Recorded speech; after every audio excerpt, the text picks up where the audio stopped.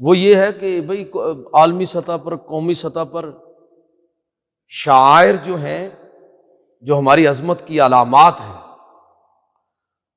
ان کی عزت اور توقیر کب لوگوں کے دل میں پیدا ہوگی؟ دنیا کب ان کی عظمت کی قائل ہوگی؟ جب خود ہمارے اندر خود ہم ان کی عظمت کو شعوری طور پر دریافت کریں گے، جب ہمیں خود پتا ہو کہ یہ ہماری عظمت کی علامات ہیں، جب ان تمام شاعر پر خود ہم کو فخر ہوگا، تو تبھی وہ ہماری پہچان بنے گی نا۔ اس لیے یہ لازم ہے کہ مسلمان اپنی تہذیب، اپنے کلچر، اپنی روایت پر فخر کرنا سیکھیں، اپنی زبانوں پر فخر کرنا سیکھیں۔ ہمارے شاعر کون سے ہیں؟ وہ شاعر کون سے ہیں جن کا ہم اپنی سماجی زندگی میں، اپنی روزمرہ زندگی میں عام طور پر اظہار کرتے ہیں؟ السلام علیکم ورحمۃ اللہ، یہ ہمارا شاعر ہے، اور ہمیں اسی کے ساتھ گفتگو کرنی چاہیے۔ میں یہ نہیں کہتا کہ ہیلو کہنا غلط ہے یا گڈ مارننگ کہنا غلط ہے، یہ صحیح غلط نہیں، بہتر کون سا ہے، یا یہ کہہ لیں کہ زیادہ بہتر کون سا ہے۔ زیادہ بہتر وہ الفاظ آپ چناؤ کریں جو اسلام نے ہم کو سکھائے، جو ہماری تہذیب ہے، جو ہمارا کلچر ہے۔ یہ سلام کہنا یہ اسلامی شعائر میں سے ہے۔ داڑھی رکھنا نہ رکھنا یہ الگ چیز ہے، لیکن داڑھی چونکہ اسلامی شعائر میں سے اللہ کے پیغمبر صلی اللہ علیہ وسلم اور صحابہ کی سنت ہے، اس لیے اس کی عزت اور احترام، اس کا لحاظ کرنا اسلامی شعائر ہے۔ داڑھی کی عزت کرنا اسلام کی عزت کرنا ہے۔ مسجد اسلام کی پہچان ہے، بلکہ مسجد کا صرف لفظ ہی نہیں، میں تو کہتا ہوں کہ خاص طرح کی، کہ اگر گنبد ہو اور ساتھ مینار ہو، یہ گنبد کا بہت زیادہ یہ جو تصور ہے نا، یہ ان لوگوں کے ذہن میں ہے جو اسلامی تہذیب اور ثقافت پر گہرا فخر رکھتے ہیں۔ وہ کوشش کریں گے کہ مسجد کے ساتھ مینار ہونا چاہیے، حالانکہ مینار بنانا کون سا ضروری ہے۔ وہ کوشش کریں گے کہ مسجدیں گنبد والی ہوں، کہ ان کو پوری اپنی ثقافت، اپنے کلچر، روایت پر فخر ہے، حالانکہ بغیر گنبد کے بھی مسجد ہوتی ہے، بن سکتی ہے، کوئی مسئلہ نہیں۔ لیکن یہ وہ لوگ جو یہ سوچ اور اپروچ رکھتے ہیں کہ ہماری ثقافت، ہماری تہذیب اور ہماری تاریخ کیا ہے، وہ اپنی نسلوں کو اپنی ثقافت، اپنے کلچر اور اپنی روایت سے جوڑتے ہیں، چاہتے ہیں کہ لوگوں کو اس پر فخر پیدا ہو، وہ تہذیب مٹے نہ بلکہ ہمیشہ زندہ رہے۔ تو یہ مسجد، بلکہ اس کی خاص وضاحت، یہ بھی مسلمانوں کی عظمت کی علامت ہے۔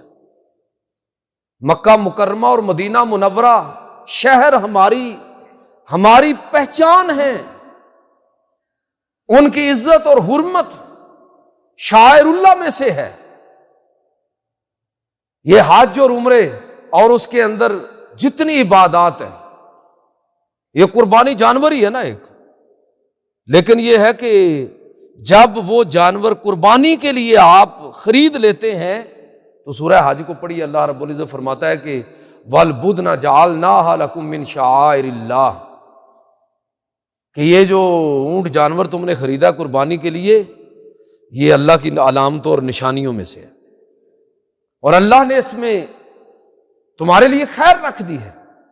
تو اس کا مطلب یہ ہوا کہ جانور، عام جانور، اور اس جانور میں جو حج عمرے اور قربانی کے لیے ہو، اللہ اس کو اپنی نشانیوں میں سے قرار دے رہا ہے۔ اب وہ سادہ معنوں میں جانور نہیں ہے، بلکہ وہ جانور اسلام کی عظمت کی دلیل بن گیا ہے۔ اس جانور کی عزت اور اس کا احترام گویا کہ اسلام کا احترام ہے۔ قرآن مجید فرقان حمید کے اندر اللہ رب العزت ارشاد فرماتا ہے، سورہ بقرہ کے اندر ہے کہ ان الصفا والمروہ من شعائر اللہ۔ صفا اور مروہ دو پہاڑیاں ہیں، دنیا میں اور بھی بڑی پہاڑیاں، پتھر ہیں اور بھی بڑے پتھر، لیکن اب حجر اسود ہماری عظمت کی دلیل ہے، اس کا احترام اسلام کا احترام ہے، اس لیے کہ وہ اسلام کی علامت اور نشانی کے طور پر متعارف کروایا گیا۔ صفا اور مروہ یہ اللہ کی نشانیوں میں سے ہیں۔ قرآن مجید فرقان حمید میں اللہ رب العزت ارشاد فرما رہا ہے۔ تو میرے بھائیو، کہنے کا مطلب یہ ہے کہ وہ تمام علامات جن کا تعلق کسی بھی درجے میں اسلام سے بنتا ہو، جس کا تعلق مسلمانوں کے ساتھ جڑتا ہو، جس کا تعلق مسلمانوں کی تاریخ کے ساتھ جڑتا ہو، جس کا تعلق مسلمانوں کی اعتقادات، ان کی تہذیب، ان کے کلچر، ان کی روایت کے ساتھ جڑتا ہو، ان سب کا احترام، اس کا لحاظ اور خیال رکھنا، یہ گویا کہ ہمارے بنیادی ضروریات دین میں سے ہے۔ اس لیے کہ اگر ان علامات کی بے توقیری ہوگی تو گویا کہ اسلام کو نقب لگ گئے، اسلام کی بے توقیری کا معاملہ شروع ہو گیا۔ اب یہ رکے گا نہیں۔ ان معنوں میں ان چیزوں کو ہلکا لینا یہ کسی صورت میں جائز نہیں ہے۔ علامہ اقبال رحمۃ اللہ تعالی علیہ نے مغرب کی اس سازش کو، جو فکری محاذ پر ایک بہت بڑی سازش تھی، اس کو پوری طرح بھانپا ہوا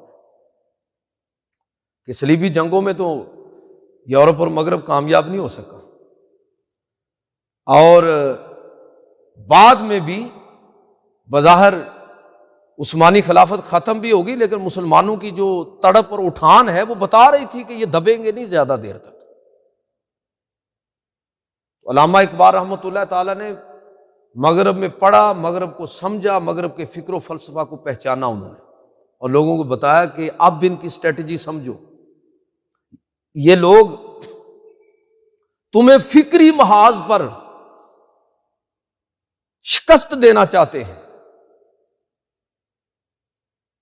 دیکھیں، سیاسی شکست کچھ وقت تک ہو سکتی ہے، لیکن اگر آپ کسی قوم کو فکری طور پر بانجھ بنا دیں، کسی قوم کو فکری طور پر مغالطوں کے اندر مبتلا کر دیں، انتشار کا شکار کر دیں، اگر کسی قوم کو تہذیبی طور پر ہی مرتد کر دیں، تہذیبی طور پر مرتد کر دیں، تو سمجھ لیں کہ آپ جیت گئے۔